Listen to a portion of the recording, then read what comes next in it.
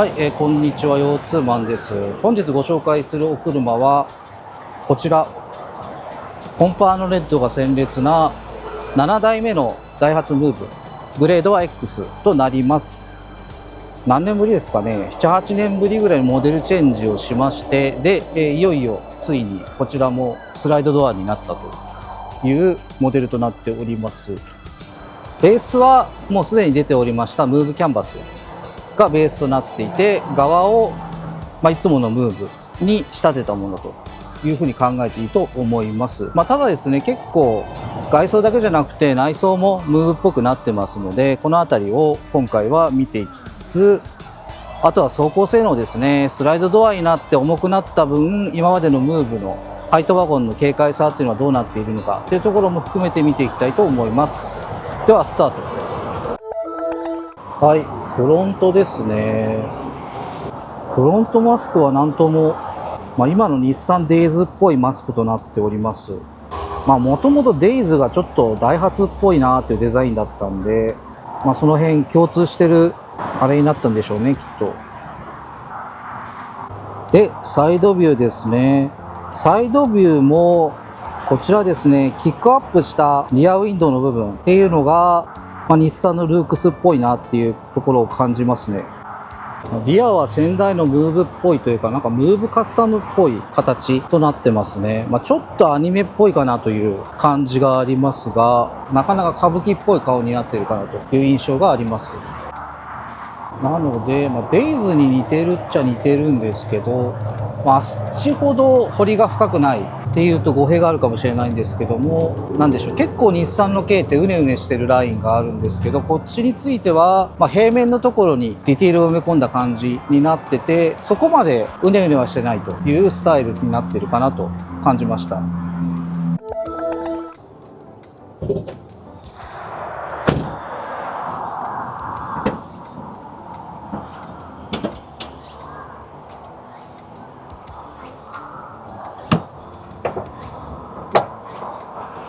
はい、エンジンルームですね。こちらはいつもの KF 型のエンジンとなってます。で、今回はノンターボですね。52馬力のノンターボとなってます。で、実際走ってみるとですね、結構低速トルクが強くて、低回転からトルクが出てススッと走れるようなセッティングとなっておりまして、結構古いエンジンではありますね。出て約20年ぐらいのエンジンですけれども、低速トルクは未だにライバルに匹敵するぐらいの強さを持っているエンジンとなってます。バルクヘッド部分ですね、こちらにはきっちりと保温材が貼られておりますね。トランスミッションはダイハツのいつものインプットリダクション式の CVT が搭載されています。エンジンの下ですね、一般的な構成となってます。なのでルークスみたいに不織布カバーが貼られているということはないですね。サスペンション形式はスタンダードなストラット式となっております。で、こちらスタビライザーがついているというような形となってますね。ギアサスはトーションビームとなってますね。結構スプリングが巻き数少ないですけど長いのがついているので、ボヨーンとした乗り心地なのかなという印象を抱きます。で、タイヤは15565の14インチということでスタンダードのサイズとなってます。で、この X グレードだとホイールキャップとなってますね。上級の G グレードになるとアルミホイールがつきます。タイヤハウス内は普通という感じですね。なので、フィットとかについてるような不織布みたいなカバーで覆われているということはないです。じゃあ、フロントシート見ていきましょう。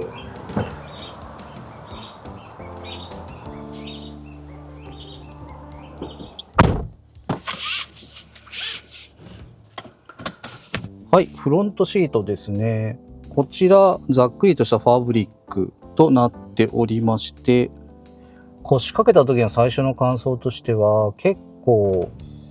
柔らかいですね。ムーブキャンバスと同じフレームなのかな、同じフレーム同じクッションなのかなというところがありますね。これ長距離乗ると腰がどうなのかなっていうのはちょっと気になるところの感触のシートではあります。で、ステアリングは顔巻きではございません。上級グレードになるとオプションだったり標準装備になるというものとなってます。で、ステアリングスイッチもついてない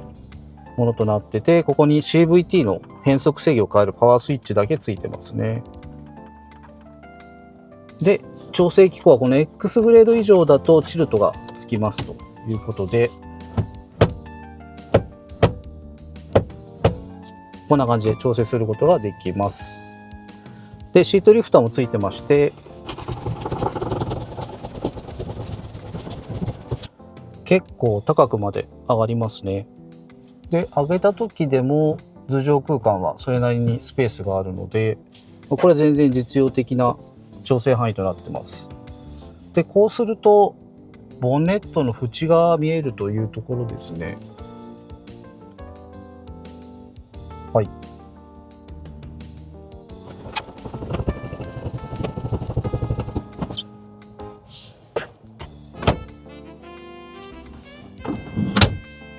私だと一番下にして、ステアリングも一番下にしてって感じですかね。こんな感じでポジションが合うようになっております。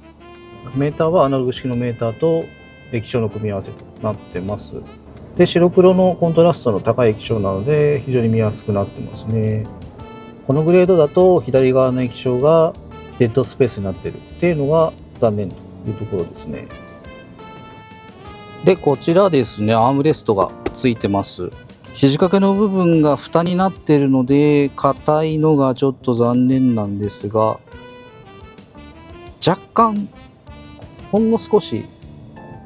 クッション性があります。もうちょっと増やしてくれると嬉しいですね。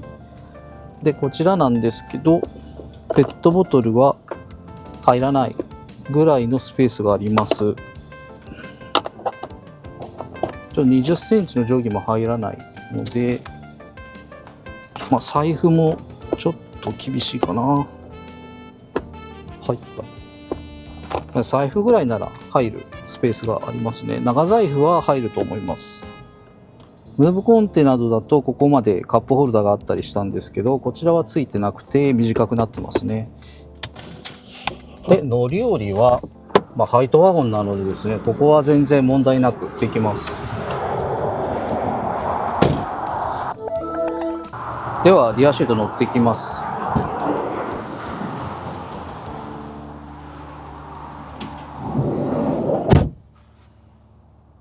はい、シートはですね、ファブリック、このグレードだとファブリックになってまして、座り心地はどうなんでしょう。ちょっとやばいかなと。ちょっと柔らかめかなというところですね。で、シート自体もやや小ぶりかなと思います。座面の長さはあるんですけど、シートバック部分は小ぶりかなと思います。で、スーパーハイトワゴンと違って天井が低いので、若干ここのスライドドアのメカを収納する部分が張り出してきているというところがありますが、こんなに圧迫感は感じないかなと思います。で、足元はびっくりするぐらい広いですね。ただ足を立てようとした時には膝が浮いちゃうというところがあります。なのでシートの座面が若干低いので、このような足を投げ出す感じで座らないと膝裏が浮いちゃうというところはありますね。女の人や子供であればちょうどいいのかなと思いますね。大人の男が乗ろうとすると若干きついかもしれないです。シートの座面の長さは、これは長そうだなぁ。長。52センチありますね。径にしては異例に長い52センチあります。で、高さは33センチ。ここは若干低いですね。だいたい35から37あるのが普通かなと思います。で、こちらですね、左右独立でシートスライドしますので、こういうところまでフロントスライドします。で、一番後ろに下げたのがこの状態かですね。なので一番後ろに下げた時が36センチで、一番前にした時が12センチ、だいたい24センチぐらいシートスライドしますね。で、リクライニングもしますので、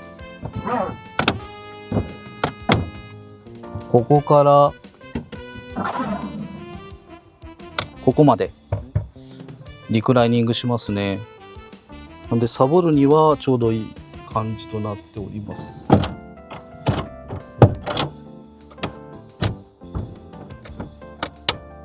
ほい、こんな感じでした。で、この X だとこちらは手動ですね。助手席裏はパワースライドドアなんですけど、こちらは運転席側は手動となってます。ではドアを見ていきたいと思います。フロントドアですね。こちら質感はざっくりとした艶消しのハードプラになってます。で、ここにドアポケットがあるというところですね。こちらリアがスライドドアなのでフロントドアが短いということもあってスマホ横置きっていうのはできないサイズのドアポケットになってます。アームレスト部分はですね、えぐり込みが深いのと、ここがパブリック張りになっているのでクッション性は若干薄いんですけどもかなり快適な掛け心地となってます。で、ドアの下側にはここにドリンクホルダーがあるというのと A4 の種類を横にして置いておけるポケットがついてますね。なので、一通りのトレンドの機能は抑えているドアとなってますね。スライドドアの方には特に何もついていません。で、インパネは全部ハードプラではあるんですけども、この価格としてはなかなかいい感じの質感となっています。で、このようなベージュだったり茶色いパネルっていうのもアクセントで入っております。で、ここはドリンクホルダーですね。こういう感じでエアコンの風が直撃するのがちょっと気になりますが、これはいい人悪い人いるので一長一短というところですかね。あとは運転席右側にはこのように各除スイッチ類がついております。こちらはですね、スタイリングの下には小物入れがついてます。ということはニーエアバッグはついてないということとなります。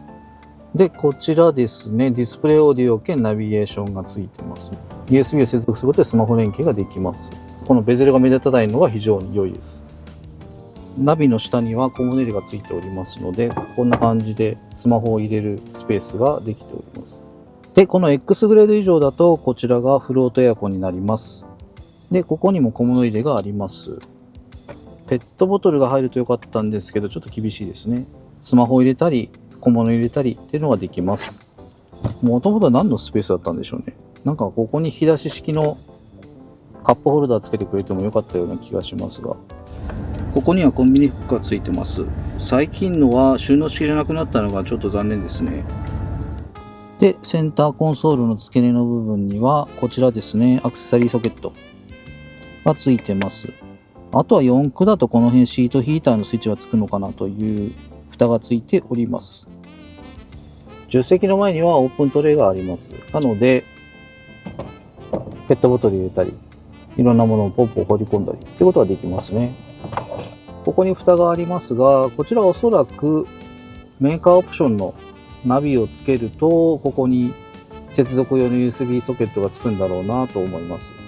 で、ここにも助手席側にもドリンクホルダーがあります。で、グローブボックスですね。こちらサイズは普通ですね。普通のサイズのグローブボックスとなってます。で、あとですね、こちらユーティリティとしましては両サイドにこのようなドリンクホルダーとちょっとした小物入れがついております。で、あとはですね、助手席の裏にこちらコンビニフックとシートバックポケットがついております。はい、では荷室見ていきましょう。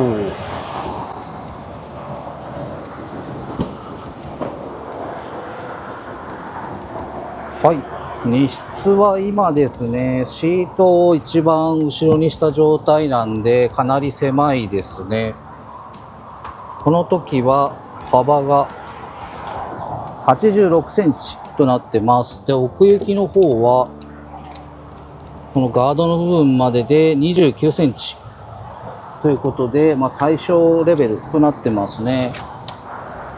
荷室の高さは87ぐらいとなってます。ではシートスライドしてみますかね。これでいけるかな。あら、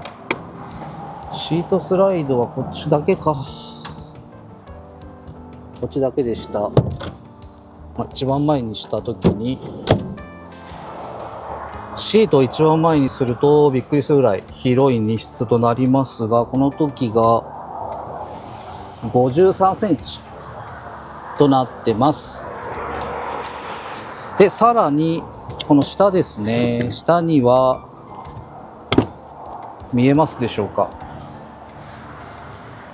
床下には非常に広い空間がありますね。この床下スペースとパンク処理キット入ってるところも結構余裕があるので、これはかなり広いですね。なんでここの部分も含めた時は荷室の下の部分ですが33センチぐらい、32センチかな、深さがあって、さらに幅は68センチと、これはかなり広いですね。で、奥行きが一番狭いところで測ると19センチあるので、まあ洗車道具とかそういうちょっとした小物を入れるにはいい場所かなと思います。で、こちらですね、リアシートを倒した時、ほんのちょっと段差ができますが、まあそんなに大きな段差ではない。この時が111センチありますね。で、さらに斜めがこの端っこまでとするとだいたい142センチということで、なかなか広いスペースが出現しますね。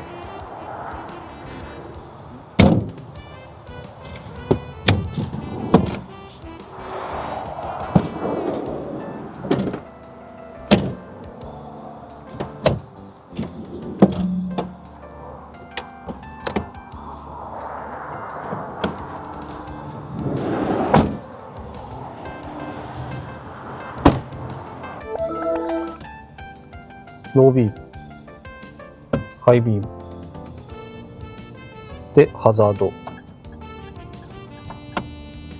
スモールどっか行っちゃったかな。スモール、ブレーキ、ハザード、バックランプ。発進はかなり速いですね。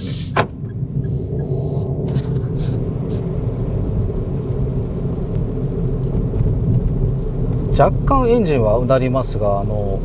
大排気量の車に比べればうなりますけども、660cc/NA としてはかなりスムーズに速度を乗せられる車になっているのかなと思います。20キロから40キロのあたりで結構もたつくというか、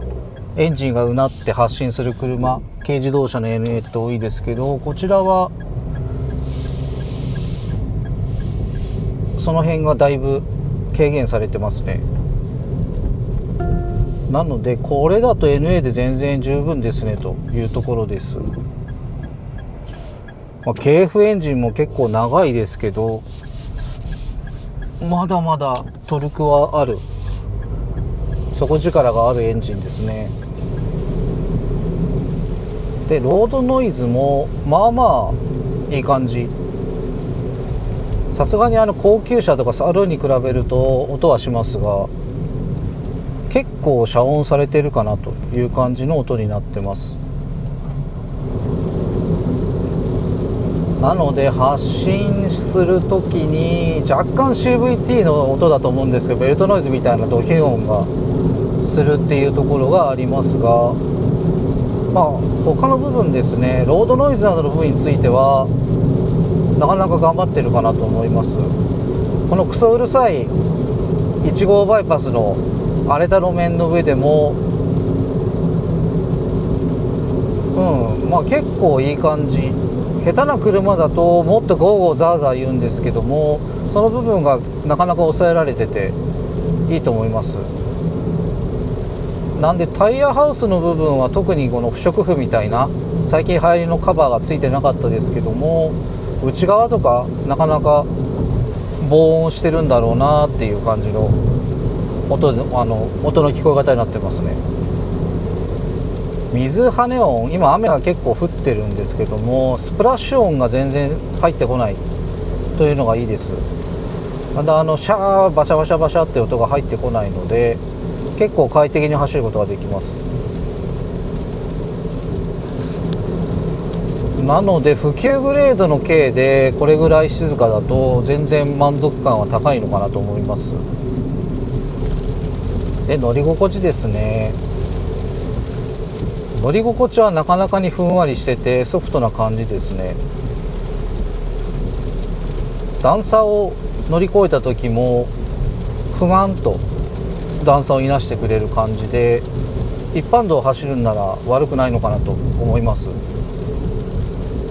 あとはこれ山坂道でどういう挙動になるかっていうのが気になりますが、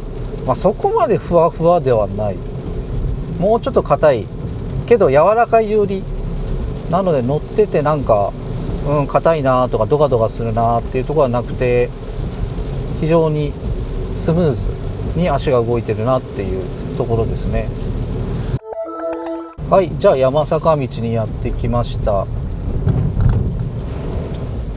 まず電動パワーステアリングなんですけども、こちらの感触は、可もなく不可もなくというところですね。この辺は日産の軽自動車のパワーステが一番いいかなと。あとは NBOX かなのあたりがよくて、ダイハツスズキは同じような感じかなというのは、このムーブに乗っても変わんないかなというところですね。ちゃんとアシストはしてくれるというところですが、すごいなんかこう機能するようなスムーズさではないかなというところあります。でも普通に運転する分には全然大丈夫ですね。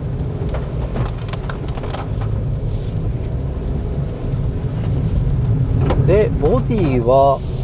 思ったよりロールするかなというところはあります。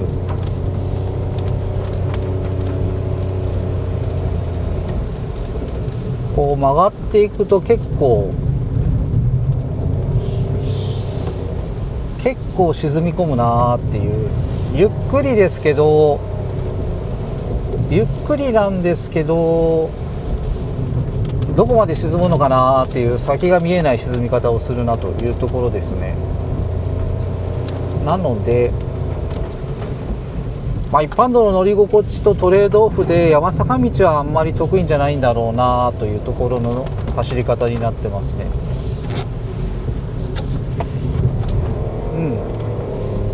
ちゃんと曲がるには曲がってくれます。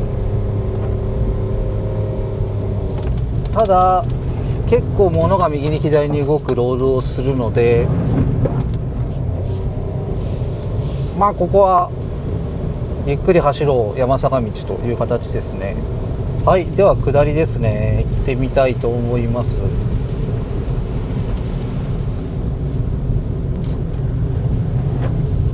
やっぱカーブだと外側の足が結構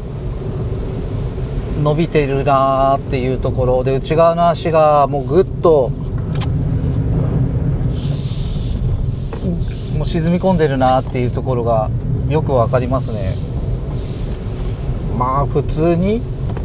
一般的な常識的な速度で走る分には問題ないんですけども、こちら攻めるような足ではないかなと思います。 RS とかターボ付きのスポーツグレードなのかな、R がつくグレードだとおそらくホイールサイズも大きくなっててサスも変わってるでしょうから、その辺は走れるかなと思いますけども、このノーマルグレード X とか G とか L とかであれば普通に安全運転した方が良さそうです。なのでブレーキも結構ソフトなんですよね。かっちり効いてフロントギュッて沈めたいなというところでもこうソフトにふわーんと効いてくるので、あんまり前沈んでないのかなっていうような感じの荷重のかかり方になっちゃいますね。なので峠最速を狙うんであれば別の車にした方が良さそうです。ただなんでしょう、曲がってて怖いとか、なんかすごいふにゃふにゃする、ボディがふにゃふにゃする感じがあるとかっていうのはないので、その辺は結構しっかりした箱が曲がってるなっていう感じではありますね。じゃあ70キロ100キロやっていきたいと思います。せーの、はい、もうちょいもうちょい、はい、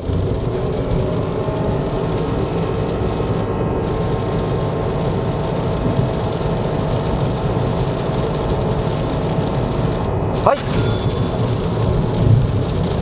ということで70キロ100キロでしたが、結構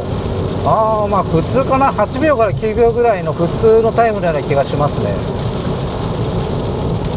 思ったより早かったかなという感覚でしたが、後でまたタイムを測ってみます。また後でタイムを確認しましょう。で今100キロ巡航中です。で今回ですね、まだ300キロ台のお車なので、鳴らし全然鳴らし中、こちらは120キロは出しません。ご了承ください。で今100キロですけども、かなり安定してますね。なかなかどっしりしてます。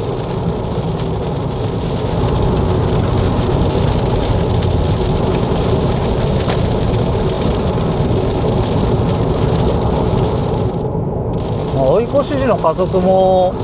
スルッとできるし、で坂道とかでの失速感もあんましないし、